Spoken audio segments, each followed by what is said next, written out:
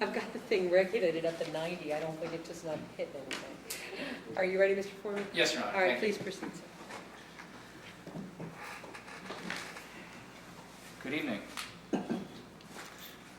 I want to start by saying that I have personally handled hundreds of DUI cases in my career and have analyzed and looked at thousands more on top of that. And never in my career have I seen such a unique and anomalous set of circumstances in combination, let alone individually, that occur in this case, that have occurred in this case. It is one of the most unique cases I think I've ever taken on. And why is it unique? There are at least 4 factors that I could point to at the outset as we've heard come out of that witness stand and as we have watched in the video. For a police officer to first show the suspect, you see this breathalyzer, here it is. It's showing zeros. Now blow into it. Even say, here's to prove you I'm not cheating. And then after they blow, to conceal the result from the defendant. Which in this case, the officer, I believe, testified was a 165. And I encourage you to rewatch the video. I don't believe that's what the video says. We have so many inconsistencies in this case, and this is why this case is so unique. Now, that's not to say I've never had an officer decline to show the result to a suspect. That happens countless times because they never ask. They don't think to ask, or they don't know that they can ask. They don't know that they can see it. They don't know that they can't see it. But never had I had a situation where it is presented and then the result is taken away, not given, hidden, concealed. By my count, Ms. Bryan, throughout the entire course of just the videos that we watched, she has asked the officers collectively or Mr. Selby individually a total of 8 times what was the number. And each time was the same, one of 2 responses basically. I don't have to show you, or it showed the presence of alcohol. All the officer had to do in this case on September 5th, 2018 is to take a camera, photograph the device, and they got their evidence. That's it. Those things don't print receipts. They don't print little... There's no registration. I'm well aware of that. They don't register. They don't... All you had to do was take a picture, and they failed to do that. They failed to preserve the evidence. Judge, I need to object to that. Can I approach? Yeah, come on.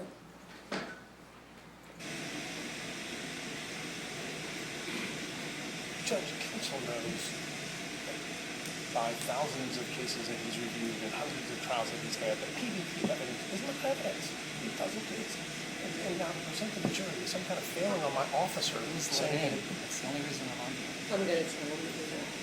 Thank you, Judge. Ladies and gentlemen, I do have to let you know that we've had some confusion about this PBT, and I don't want to stop Mr. Forman from his argument. Certainly he's allowed to make whatever argument he likes to make. But I want to make something clear. Under the statute, unless waived by everybody, that PBT does not come in as evidence. It's not meant to be evidence for you to consider in her guilt or not. That's not what it's for, right? If that's the way the statute reads. However, if the parties agree for it to come in for your consideration, you can give it consideration because that's what they've agreed to. So it is a little bit misleading to say the officer could have taken a picture. There was no way that officer could have ever known that this was going to come into evidence, ever. It's an anomaly. I mean, it can happen, but it's really, really rare. 22 years, first time I've ever had it happen. So it's very rare. So I wanted to make sure that we've had a little bit of confusion. I wanted to make sure I cleared it up before Mr. Forman proceeded. I apologize for the interruption. Mr. No Forman. worries, Judge. Thank you. Go ahead, sir. So that was the first. I said there are at least 4 unique factors in this case. That is the first one, that he asked, he showed her, the officer, excuse me, I lost my train of brain. Officer Selby has presented the breathalyzer showing all zeros to Ms. Bryan.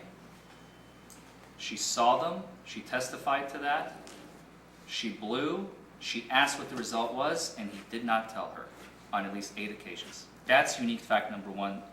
Number 2, in my experience, it is universal that officers, when they come into an interaction where they suspect alcohol intoxication of the subject that they just pulled over, is that it's alcohol, is smell. Sometimes it's a strong smell, sometimes it's a faint smell, sometimes it's from the car, from the person, from the mouth. They always talk about it. They'll tell the suspect, we smell it on you. They'll write it in the citation, and they'll testify about it. In this case, once again, why is this so unique?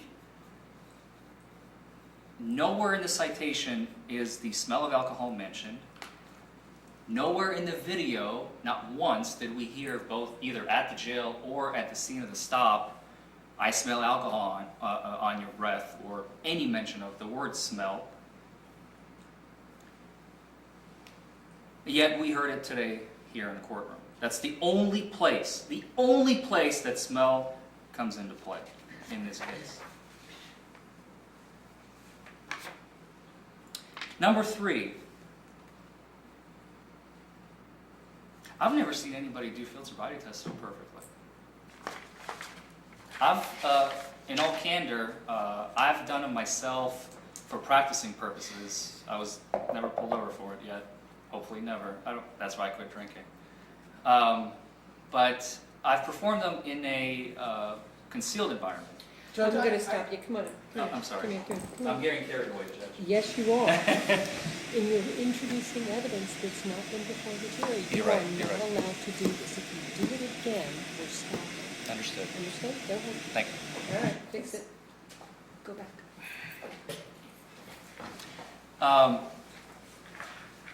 I urge you, the video is going to go back with you. Watch it again. Watch it as many times as it takes to see how Miss Bryan is walking, how she is talking, how she's standing, how she's responding to the officer, how she performs every single one of those 4 field sobriety tests. Keep in mind, as she testified, this is a very stressful situation. You're surrounded by police officers. You haven't slept, as she has testified, almost a 24-hour period. She's been awake. She's exhausted. She's tired. She's sick. She started her monthly. It's a very mentally difficult position for her to be in, as she has said.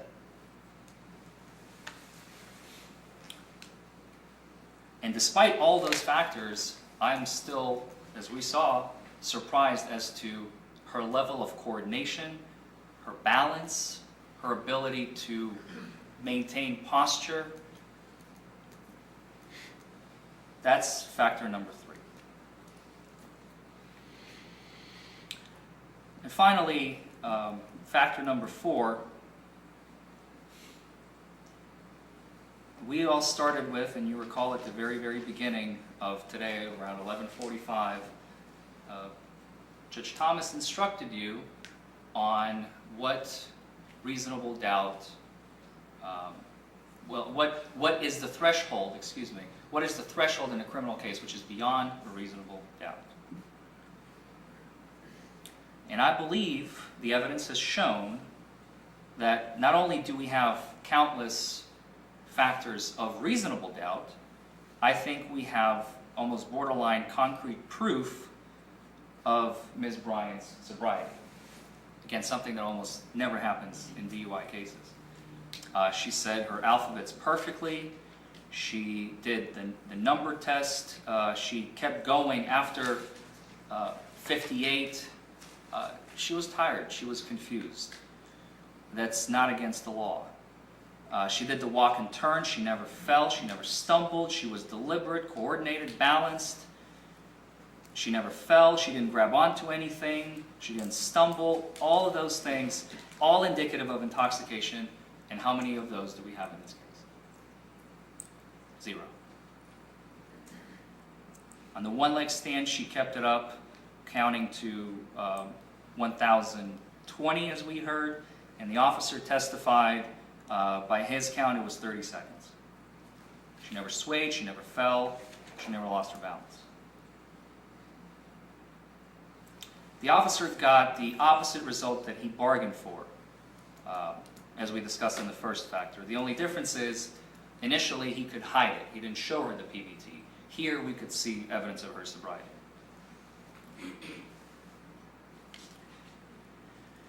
It is not against the law to drive while nauseous. It is not against the law to be driving while sick, which is exactly what happened in this case. There's no basis for this charge, no justification or facts to support it. Interestingly enough, towards the end of the first video that we watched, you may recall Ms. Bryan getting a little bit irritated with the officer. She testified that I don't remember what her exact words were, but she was being pushed, I believe, towards the police cruiser. All she was asking was for them to close her car door.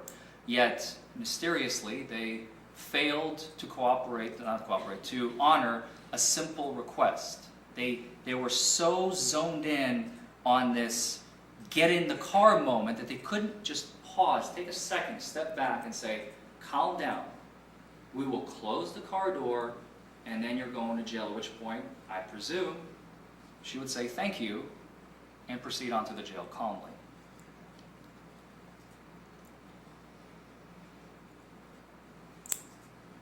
Her cell phone remained in the vehicle. Her only communication with the entire world was in her Jeep. The officer looked through a phone book for her lawyer when all he had to do was take the phone with her to the jail. Simple request. And yet he failed to accommodate.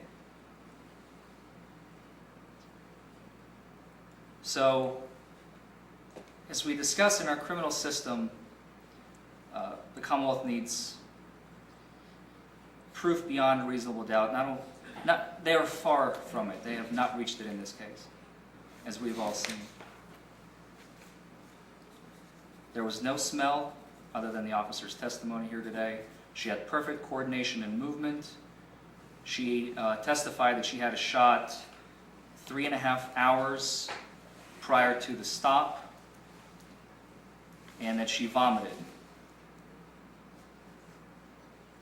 And as she testified, the vomit was because she was sick, not under the influence, as her field sobriety tests have obviously shown.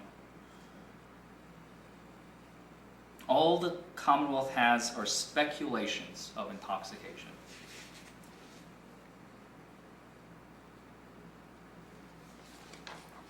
And I am certain that when you go back to deliberate, there's only one verdict that you can reach, and that is a verdict of not guilty for Ms. Carly Gabriella Bryan. Thank you, sir. Your closings. Ma'am, sir. Your Honor, Mr. Forman, ladies and gentlemen of the jury. First, I'd like to thank you. I truly appreciate the time that you've spent with us today and your attention that you've shown to this matter. And please forgive me if I refer to my notes a bit and jump around. I'm going to try really hard. Today you will have to ask yourselves, while you deliberate, was the defendant under the influence of alcohol while in control of a motor vehicle in the early morning hours of September 5th? Everyone here has seen the video, and as defense counsel said, the video does not lie. You guys have seen it with your own eyes. Today you've heard evidence from Officer Selby that there was vomit involved in this case. that Ms. Bryan was not following directions as given to her, that she performed poorly on the field sobriety test based on the training and experience of Officer Selby and the many times that he's pulled people over and given them to people. She refused the breathalyzer test. Although she did do the preliminary breath test, the breathalyzer test at the processing center would have also given her a result of her blood alcohol level, yet for some reason she refused that. She wanted to know the results of the PBT so badly, however, would not perform the breathalyzer test, which would have given her probably the same result. The officer did testify that there was an odor of alcohol, which is why he took her out of the car and performed those field sobriety tests. There was erratic driving. She almost hit another vehicle. She went the wrong way on a road that was obviously someplace she says that she's not been before, but yet she's living in this area. She started some of the field sobriety tests too early.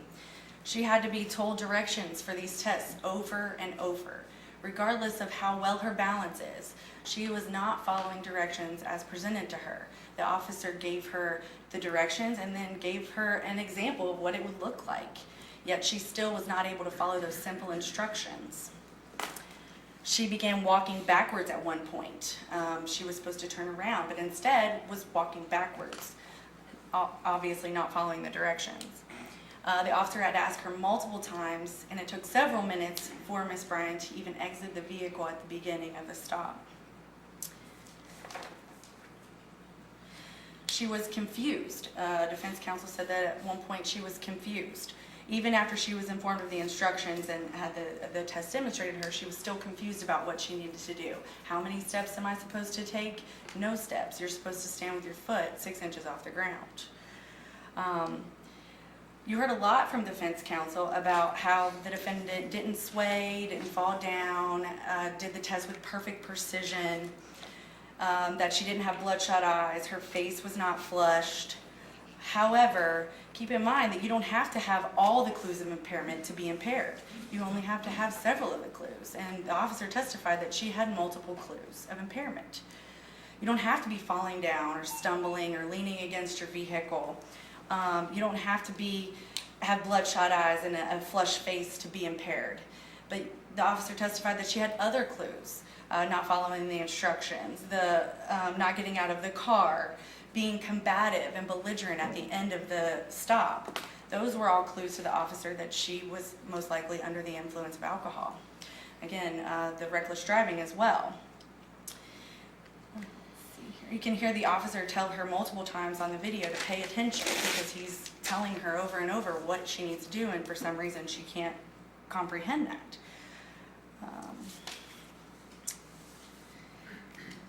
Ms. Bryan admits to having one shot and later makes the statement about the 2 beers in that processing room.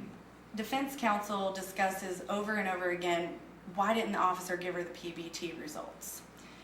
He didn't have to give her the PBT results. He requested that she submit another test of her breath, which would have been scientifically reliable, and we could have talked about that here in court. However, the PBT, as you heard officer testify, was 0.165. That's double the legal limit. However, he didn't take any pictures of that because he didn't have to, because he requested that she take the more scientifically reliable test, the breathalyzer test, at the processing room. She would have been able to see the result of that test, and if she hadn't been intoxicated or under the influence, she would have been able to see that she was or was not intoxicated, but she refused that test.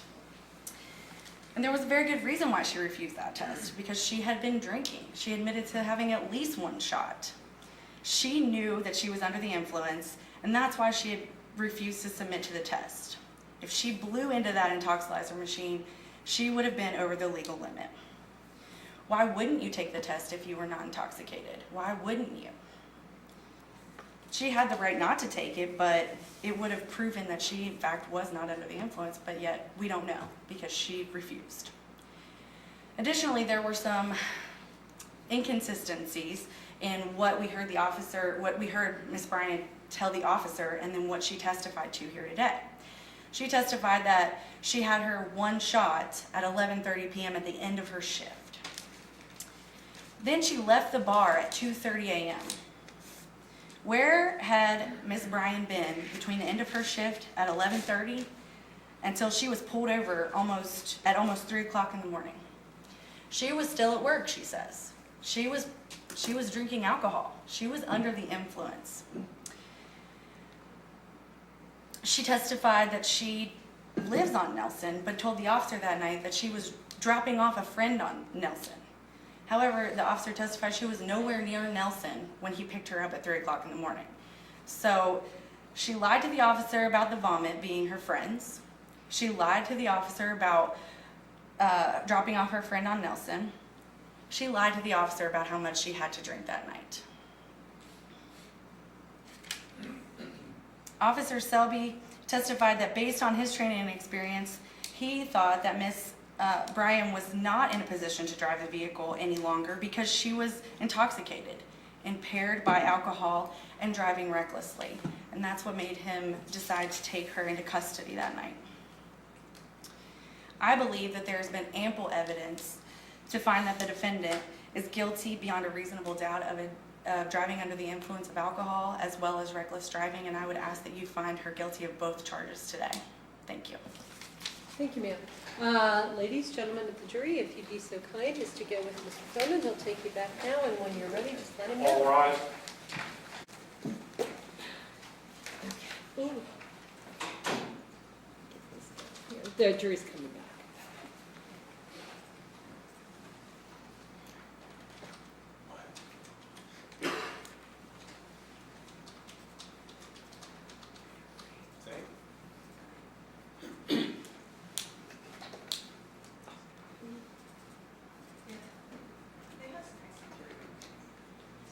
They're finishing up the snacks and their water. Honest work was over 10 hours. We didn't get out of here until 9:30 at night. It was later than that.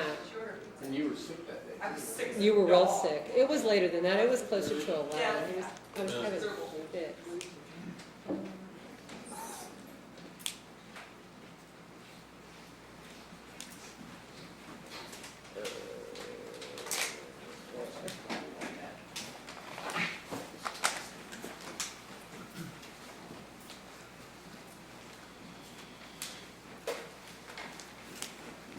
Great, everybody have a seat.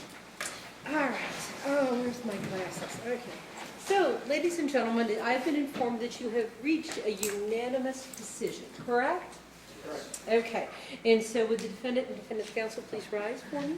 As to the charge of driving under the influence, the jury hereby finds that we, the jury, find the defendant not guilty of driving under the influence of alcohol. And then as to the charge of reckless driving, we, the jury, find the defendant not guilty of reckless driving. So, ma'am, they found you not guilty on both charges, but we do have to have a discussion about a few other things. So if you'd have a seat, I'll be right with you. Ladies and gentlemen, thank you so much for your time and your patience and your freezingness.